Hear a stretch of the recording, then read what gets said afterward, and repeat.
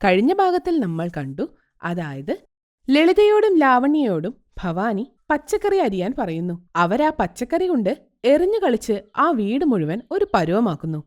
ഇത് കണ്ട് ദേഷ്യം സഹിക്കാൻ പറ്റാതെ എന്റെ ഈ മരുമക്കളെ നോക്കുന്നത് എന്റെ കയ്യിലൊതുങ്ങുന്ന കാര്യമല്ല എന്ന് ഓർത്ത് അനിയനെ വിളിച്ച് അവരെ തിരിച്ചയക്കാൻ പറയാൻ തീരുമാനിക്കുന്നു. ഇതിനിടയിൽ വാക്കിങ്ങിന് പോയ ഹർഷവർദ്ധൻ അങ്ങോട്ട് വരുന്നു. ലളിതയും ലാവണ്യയും വെള്ളമടിക്കുന്നതിന്റെ റൗണ്ട് എന്ന് പറഞ്ഞ് ഹർഷവർദ്ധനെ വട്ടം കറക്കുന്നു. അതിനുശേഷം എന്ത് സംഭവിച്ചു എന്ന് ഈ ഭാഗത്തിൽ നമുക്ക് കാണാം. ഹർഷവർദ്ധന് ഓഫീസിൽ പോകാൻ ടിഫിൻ റെഡിയാക്കി കൊടുക്കുന്നു. ഹർഷവർദ്ധൻ അതുമെടുത്ത് ഓഫീസിൽ പോകുന്നു. മരുമക്കൾ രണ്ടുപേരും തയ്യാറായി TV കാണാമെന്ന് കരുതി സോഫയിലിരിക്കുന്നു. എന്നാൽ രണ്ടുപേരും ഇരുന്നിടത്തു നിന്ന് അനങ്ങാതെ TV നീ ഓൺ ചെയ്യ്, അല്ല നീ തന്നെ ഓൺ ചെയ്യണം എന്ന് പറഞ്ഞ് അനങ്ങാതെ ഇരിക്കുന്നു.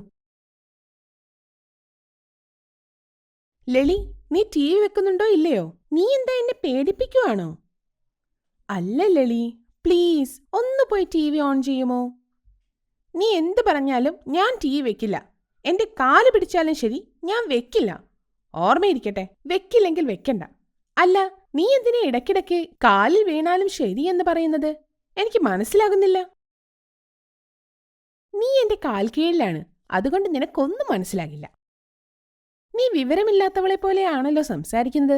ലാവണ്യയ്ക്ക് ലളിതയുടെ സംസാരം കേട്ട് ദേഷ്യം സഹിക്കാൻ പറ്റുന്നില്ല. അവൾ കയ്യിലിരുന്ന റിമോട്ട് താഴേക്ക് ഒറ്റയേറെറിയുന്നു. ഇത് കണ്ട് ലളിത ഇങ്ങനെ പറയുന്നു, നിനക്ക് മാത്രമാണോ ദേഷ്യം? എനിക്കുമുണ്ട് ദേഷ്യം. നീ റിമോട്ട് എറിഞ്ഞല്ലേ?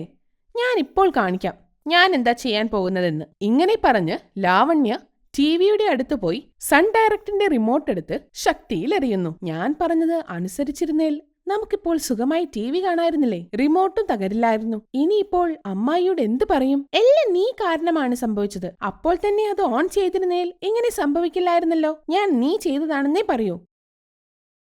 ഞാൻ അമ്മായിയോട് നീയാണെന്ന് പറയും, അതുറപ്പാ. അപ്പോൾ ലാവണ്യ സോഫയിലിരിക്കുന്ന പില്ലോ എടുത്ത് വലിച്ചെറിയും. അത് കണ്ട് ലളിത അടുത്ത പില്ലോ എടുത്ത് അതിലും ശക്തിയിൽ എറിയുന്നു. ദേഷ്യത്തിൽ അങ്ങോട്ടും ഇങ്ങോട്ടും നോക്കുന്ന ലാവണ്യയ്ക്ക് ഡൈനിങ് ടേബിളിലിരിക്കുന്ന കുപ്പി ഗ്ലാസ് കാണുന്നു. സോഫയുടെ അടുത്ത് നിന്ന് ഡൈനിങ് ടേബിളിന്റെ അടുത്തേക്ക് വന്ന് ആ ഗ്ലാസ് എടുത്ത് ശക്തിയിൽ നിലത്തേക്ക് എറിയുന്നു. ഓഹോ, നിനക്ക് മാത്രമാണോ എറിയാൻ പറ്റുന്നത്? എനിക്കും പറ്റും. ഇങ്ങനെ പറഞ്ഞ് ഡൈനിങ് ടേബിളിന്റെ അവിടെ നിന്ന് വേറെ ഒരു കുപ്പി ഗ്ലാസ് കയ്യിലെടുക്കുന്നു.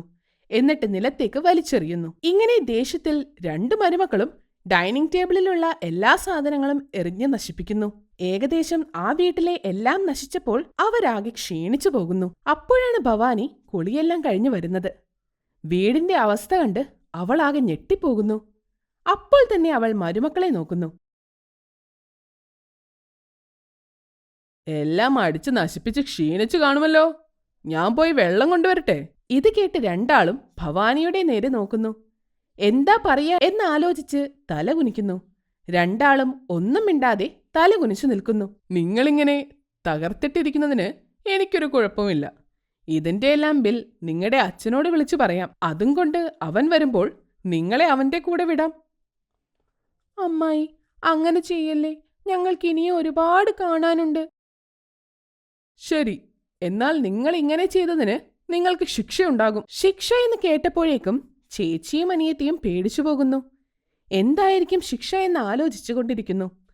എത്ര ആലോചിച്ചിട്ടും അവരുടെ കുഞ്ഞി തലച്ചോറിന് എന്തായിരിക്കും ശിക്ഷ എന്ന് ഒരു ഐഡിയയും കിട്ടുന്നില്ല. അതെന്തായിരിക്കുമെന്ന് അറിയുന്നതുവരെ അവരുടെ മനസ്സാകെ കൺഫ്യൂസ്ഡ് ആയിരുന്നു. അമ്മായി, എന്താണ് ആ ശിക്ഷ? ഞാൻ പണിഷ്മെന്റ് എന്ന് പറഞ്ഞപ്പോഴേ നിങ്ങൾ എന്തെങ്കിലും ചിന്തിച്ചു കാണുമല്ലോ. നിങ്ങളെന്താ ആലോചിച്ചതെന്ന് ആദ്യം പറ, എന്നിട്ട് നമുക്ക് നോക്കാം. വെയിലത്ത് നിർത്തുന്നത്, ഭിത്തി കസേരയാക്കുന്നത്, കയ്യിൽ അടിക്കുന്നത്, ഒരാൾ മറ്റേയാളുടെ കവിളത്തടിക്കുന്നത്, 100 തവണ ഏത്തമിടുന്നത്, വയറിൽ വെയിറ്റുള്ളത് കെട്ടി സ്കൂൾ ഗ്രൗണ്ടിൽ 20 പ്രാവശ്യം ചുറ്റുന്നത്. ഓ, അപ്പോൾ ഇത്രയൊക്കെ ശിക്ഷ നിങ്ങൾക്ക് തരാൻ പറ്റുമല്ലേ? ശരിക്കും കുസൃതി മരുമക്കളാണ് നിങ്ങൾ. അത് കേട്ട് രണ്ടുപേരും ഞെട്ടിപ്പോകുന്നു. രണ്ടാളും അങ്ങോട്ടും ഇങ്ങോട്ടും നോക്കി നിൽക്കുന്നു. ഇതെല്ലാം മനസ്സിൽ ഞാൻ ഓർത്തു വെക്കുന്നുണ്ട്. രണ്ടുപേരും അടുത്ത പ്രാവശ്യം പറഞ്ഞതനുസരിക്കാതെ ഒരു ഭാഗത്തിരിക്കാതെ നടന്നാൽ ഒന്നിനു പുറകെ ഒന്നായി ഈ ശിക്ഷകൾ ഞാൻ തരും.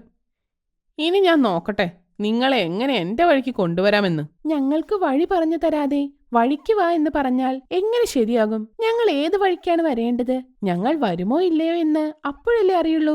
നിങ്ങളുടെ കളി കൂടുന്നുണ്ട്. ഇന്നത്തെ നിങ്ങളുടെ ശിക്ഷ എന്താണെന്ന് ഞാൻ പറഞ്ഞു തരാം. വാ നടക്ക്. ഇങ്ങനെ പറഞ്ഞ് രണ്ടുപേരെയും കൂട്ടി ഭവാനി ബിൽഡിങ്ങിന് മുകളിലേക്ക് പോകുന്നു. അവിടെ ഒരുപാട് പൂക്കൾ കാണുന്നു. അവർ രണ്ടുപേരും അത് നോക്കി നിൽക്കുന്നു. ഈ പൂക്കൾ വളരെ ഭംഗിയുള്ളതാണല്ലോ.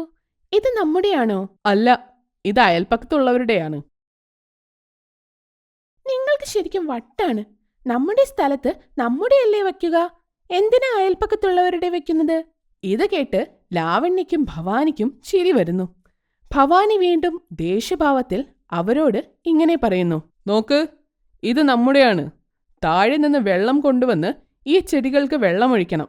അതാണ് ശിക്ഷ. ഓ, ഇത്രയുള്ളൂ? ഇത് ഞങ്ങൾ രണ്ടാളും കൂടെ ചെയ്യും. വെള്ളമൊഴിക്കുക എന്ന് പറഞ്ഞാൽ ചെടിയുടെ മുകളിലൂടെ ഒഴിക്കുന്നതല്ല, അതിന്റെ ഉള്ളിലേക്ക് ഇറങ്ങണം. ഞാനൊന്ന് പുറത്തു പോകുക. വരുമ്പോഴേക്കും ചെടിയെല്ലാം നനച്ചു കഴിഞ്ഞിരിക്കണം കേട്ടോ. ഇങ്ങനെ പറഞ്ഞ് ഭവാനി അവിടെ നിന്ന് പോകുന്നു. വേറെ ഒരു വഴിയുമില്ലാതെ ലളിതയും ലാവണ്യയും താഴെ കിണറിനടുത്ത് വന്ന് ബക്കറ്റിൽ വെള്ളം നിറച്ച് മുകളിലേക്ക് കൊണ്ടുപോകുന്നു. നമ്മൾ പണിയെടുക്കുന്നുണ്ടോ എന്ന് അറിയാനുള്ളൊരു ടെസ്റ്റാണിത്. നമ്മുടെ ബുദ്ധി ശരിയാക്കേണ്ട സമയം കഴിഞ്ഞു. ഇങ്ങനെ പറഞ്ഞ് രണ്ടാളും വീണ്ടും ബക്കറ്റിൽ വെള്ളം നിറച്ച് കൊണ്ടുവരുന്നു. എല്ലാ പൂക്കളിലും വെള്ളം നനയ്ക്കുന്നു. എല്ലാ വെള്ളവും ചെടിയുടെ തണ്ടിലൂടെ ഇറങ്ങി അടിയിലെത്തുന്നുണ്ടായിരുന്നു. ഇപ്പോൾ എല്ലാം നന്നായി നനഞ്ഞിട്ടുണ്ട്. ഇനി വെള്ളം ഒഴിവാക്കിയാലോ? എന്താണീ പറയുന്നത്? അമ്മായി എന്ത് പറഞ്ഞിട്ടാ പോയതെന്ന് ഓർമ്മയുണ്ടോ? ഓർത്തു നോക്കിക്കേ. വെള്ളം മുകളിലല്ല ഉള്ളിലെത്തണം എന്നാണ് പറഞ്ഞത്. അപ്പോൾ നമുക്കെങ്ങനെ അറിയാൻ പറ്റും അത് വേര് വരെ എത്തിയോ എന്ന്? ഓരോ ചെടിയും എടുത്തു നോക്കിയാൽ അറിയാലോ വേര് വരെ എത്തിയോ എന്ന്. ഇങ്ങനെ പറഞ്ഞ് രണ്ടാളും ഒട്ടും വൈകാതെ ഒരു ചെടിയെടുത്ത് പൊക്കി നോക്കുന്നു. അതിന്റെ വേരിൽ വെള്ളം എത്തിയിട്ടില്ല എന്ന് കണ്ട് ആ ചെടി ബക്കറ്റിലെ വെള്ളത്തിൽ ഒന്ന് മുക്കിയെടുക്കുന്നു. ഇങ്ങനെ അവർ രണ്ടാളും ഓരോ ചെടിയും എടുത്ത് വേര് വരെ നനവെത്തിയോ എന്ന് നോക്കുന്നു. എന്നിട്ട് ബക്കറ്റിൽ മുക്കി ഒരു ഭാഗത്ത് വെക്കുന്നു.